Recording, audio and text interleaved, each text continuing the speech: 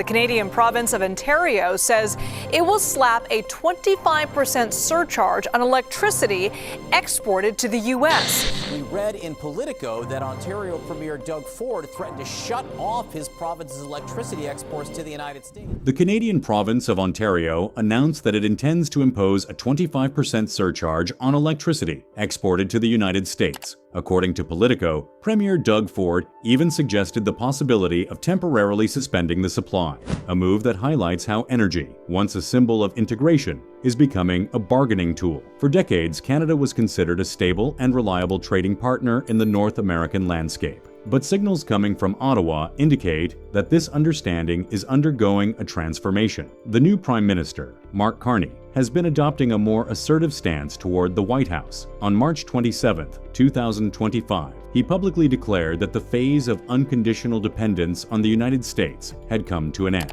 At first glance, many interpreted the statement as a campaign message, but the subsequent actions of the Canadian government suggest something deeper, a strategic reassessment of the bilateral relationship, with potential implications for key sectors of the North American economy. In a series of recent statements, the Canadian government made it clear that it is willing to use its main strategic assets, oil, natural gas, LNG, electricity, and even the automotive sector, as instruments of economic pressure. The message that we won't back down has gained domestic traction, consolidating popular support, but also sparking growing apprehension in the United States. The question lingering among analysts and investors is straightforward. Could this standoff truly trigger a large-scale energy and trade crisis in North America? The energy sector is at the heart of this equation. Official data indicate that in 2024, Canadian crude oil exports to the U.S. exceeded $70 billion, an amount that accounts for nearly 20% of all U.S. oil imports. Dependence is also significant in natural gas and LNG. Estimates suggest that Canada sends about 9 billion cubic meters of liquefied natural gas to the American market annually, covering a relevant portion of energy consumption in key states. In this context, energy becomes not just a market commodity, but a weighty geopolitical lever. We have these cards up our sleeve because our neighbor imposes unilateral tariffs, declared Prime Minister Mark Carney on March 27, 2025. On the same day, an official reading in Parliament reinforced the stance. We can seek alternative markets for our energy exports. In essence, Ottawa is making it clear that the decision to maintain or redirect its energy flows is sovereign. Given the United States' heavy reliance on these resources, many analysts assess that this shift could pose a considerable challenge for Washington. The electricity trade between Canada and the United States also carries strategic weight. In 2024, approximately 65 terawatt-hours of electricity were exported south of the border, equivalent to about 20% of consumption in some American regions. With vast hydroelectric potential, Canada provides clean, stable, and competitively priced energy, especially to states that rely on external inputs for their supply. But the stability of this flow is being called into question. On March 28, 2025, comments on social media echoed a question that spread rapidly. Will Canada pull the plug? The possibility of Ottawa imposing restrictions or surcharges on exported electricity would cause direct impacts, particularly in the northern U.S. provinces and industrial hubs with high energy demand. On the same day, a member of the Prime Minister's cabinet, speaking anonymously, stated that all trade agreements, including those for electricity, are under review. In Washington, analysts are already debating, would the impact be broad enough to affect production and daily life in cities? But the tension isn't limited to the energy sector. The interdependence between Canada and the United States is also deep in the automotive industry. In 2024, Canadian exports of automobiles and auto parts to the U.S. surpassed $30 billion.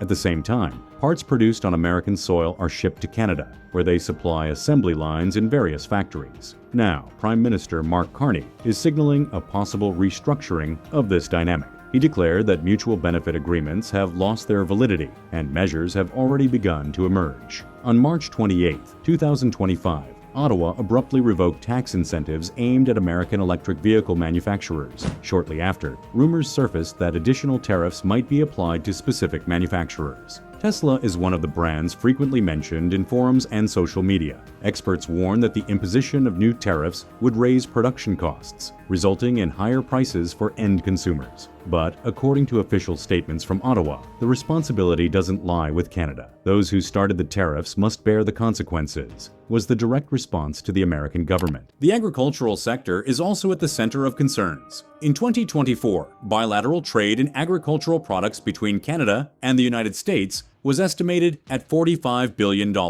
This exchange includes significant volumes of wheat, canola, meat, and dairy, with integrated supply chains on both sides of the border. On March 27, 2025, during a speech in Parliament, Prime Minister Carney mentioned the possibility of tax adjustments on this flow. His statement was clear: they shouldn't underestimate our position in agriculture. Official data reveal that canola seed exports to the U.S. alone generated $6 billion in 2024. If this trade were disrupted or redirected, domestic prices in the United States could see a significant spike. Moreover, a reduction in the availability of certain products used as livestock feed, particularly in the ranching sector, could create difficulties for American producers, affecting costs and supply predictability. In a trade tension scenario guided by the principle of reciprocal impacts, Mark Carney's declaration that "we won't always be on the losing side" garnered widespread public support in Canada. The statement reflects a growing sentiment that the country must respond proportionally to measures adopted by Washington. The numbers reinforce this perception of strength. Every year, the United States purchases hundreds of billions of dollars in goods and services from Canada, according to an analysis published on March 29,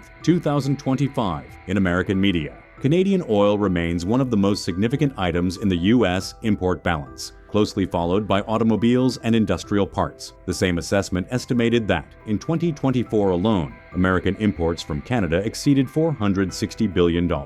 Canada isn't just a supplier of raw materials and energy. Its economy also generates high-value added products integrated into industrial chains that cross the border. For this reason, any abrupt rupture in this interdependent system could lead to significant consequences for both sides. On March 27, 2025, Prime Minister Carney emphasized this point in a speech directed at Washington. This interdependence is a structure too complex to be tested by unilateral tariffs. On the same day, an official U.S. statement responded with the phrase, "We want fair trade." However, so far, no clear commitment has emerged on how to address the retaliatory tariffs proposed by Canada. The automotive tariffs imposed by the Trump administration served only as a spark for a firmer stance adopted by Ottawa. However, the divergences between the two countries predate this, with recurring tensions involving steel, aluminum, and various agricultural products. On March 28, 2025, North American media outlets reported that despite multiple rounds of negotiations, Washington's America First strategy has left Canada in a difficult position. Faced with this impasse, Prime Minister Mark Carney has initiated diplomatic outreach to European and Asian markets, seeking to diversify the country's trade routes. On March 27th, during visits to France and the United Kingdom, concrete possibilities for cooperation in the energy and automotive sectors were discussed. Soon after these meetings, European newspapers posed the question, is Canada stepping out of the U.S.'s shadow? When asked, Carney didn't deny it. "We're developing our own policy right now," he replied, signaling an ongoing strategic realignment. Among the most debated topics in public discourse is the possibility of Canada reducing electricity exports to the United States. In certain years, a significant portion of the hydroelectric and nuclear energy generated in Canadian territory crosses the border through trade agreements. Estimates indicate that, in 2024, these exports exceeded $3 billion.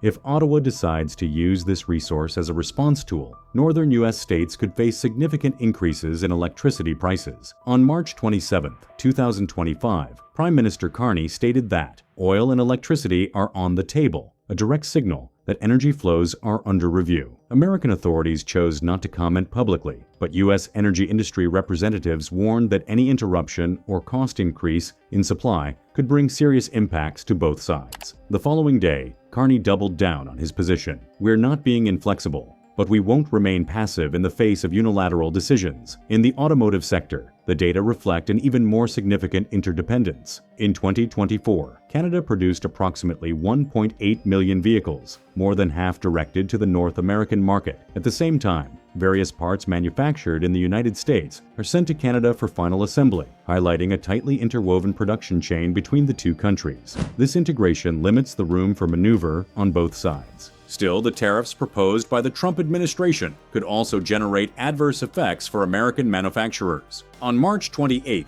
2025, an opinion echoed on social media highlighted the concern. If Canada imposes tariffs on imported parts, factories in Detroit could face serious disruptions. The next day, in a press conference, Carney reinforced his tone of dissatisfaction by stating, "American companies have long been key trading partners, but we won't be the only ones absorbing the impact of political decisions." The statement had an immediate market ripple, causing slight instability in automotive company stocks and increasing uncertainty in the sector. Agricultural trade between Canada and the United States involves essential products that sustain a significant portion of the American consumer market. Canadian wheat, meat, milk, and dairy products are widely demanded in the United States. In 2024, Canada's dairy exports alone were estimated at $5 billion. If Ottawa opts to restrict this flow or impose tariffs on these items, the effects could be felt directly by consumers, with price increases in supermarkets and impacts on food inflation. On March 28, 2025, an agricultural sector lobbyist told the American press, "Many of our farmers rely on Canadian inputs. If that chain is compromised, the effects on prices could be hard to control." The following morning, Prime Minister Carney stated, "There are no guarantees in any area, including agriculture," a declaration that reinforces Ottawa's willingness to consider measures across all sectors if necessary. Recent events shed light on the true scale of trade between Canada and the United States. In 2024, bilateral volumes surpassed $900 billion, placing this relationship among the world's largest trade partnerships. Yet, the current crisis underscores how vulnerable this structure can be in the face of unilateral decisions or diplomatic tensions. On March 27, 2025, Prime Minister Mark Carney publicly confirmed Canada's reorientation toward new markets, stating, "Unilateral fiscal decisions slow down trade. That's why we're seeking new horizons." Along the same lines, European media outlets reported that France and the United Kingdom are already in talks with Ottawa to develop specific agreements in the energy and auto parts sectors. Some analysts even suggested that, if a joint production line between Canada and Europe solidifies, the United States could face a loss of market share in strategic sectors. As of March 30, 2025, the exact contours of the so-called April 2nd retaliation have not yet been officially disclosed. However, leaks from Ottawa suggest that new tariffs are being considered, particularly on metals, tied to the automotive sector and agricultural products. In the energy field, the strategy appears more cautious. The possibility of redirecting exports to new markets is being discussed, rather than adopting immediate cuts in supply to the United States. On March 27th, Carney stated, "We're looking at different alternatives in all areas because we no longer count on a reliable partner." The statement sparked widespread reactions, especially on social media, where the most recurring question became, will Canada pull the plug? On the American side, official responses have been restrained. While some analysts classify Washington's initial actions as a strategic misstep, others maintain an optimistic view that the two countries will eventually find a path to reconciliation. Amid the standoff, a question grows among analysts and citizens. Who will be most impacted by this crisis? The United States heavily depends on Canada for energy supplies, but Ottawa, in turn, risks losing its main market. In the automotive sector, interdependence is so deep that unilateral gains become unlikely. In agriculture, a price increase would affect consumers on both sides of the border. In border states, local authorities have been trying to protect jobs in thousands of companies that directly depend on daily trade flows. The projected scenario for after April 2nd is one of mutual political and economic disruption. On March 27th, Carney declared, "In the short term, we may face difficulties, but in the long term, we'll be defending our independence." For some experts, this message bolsters domestic rhetoric, but also points to potential prolonged instability. How will Washington respond to these developments? The White House's initial statements were cautious. "We're considering all options to address unfair practices." On March 29th, 2025, an American media report indicated that the Trump administration was evaluating the possibility of imposing additional tariffs, information not yet officially confirmed. Meanwhile, the rhetoric from Ottawa remains firm. The message was direct. If they choose to go down this path, we have our options too. It's still unclear whether the next steps will follow a diplomatic route or lead to a deepening of the trade dispute. On March 27th, Carney stated, "I'll always be open to dialogue, but not under unilateral conditions." Historically, standoffs of this nature between Canada and the United States have resulted in tough negotiations and, at times, temporary crises that affected entire production chains. This moment may mark the beginning of a new phase in the North American relationship. Based on everything presented, the question remains: do you believe that Canada's trade reorientation represents a structural shift in the economic balance of North America? Or is there still room for pragmatic reconciliation between the two countries?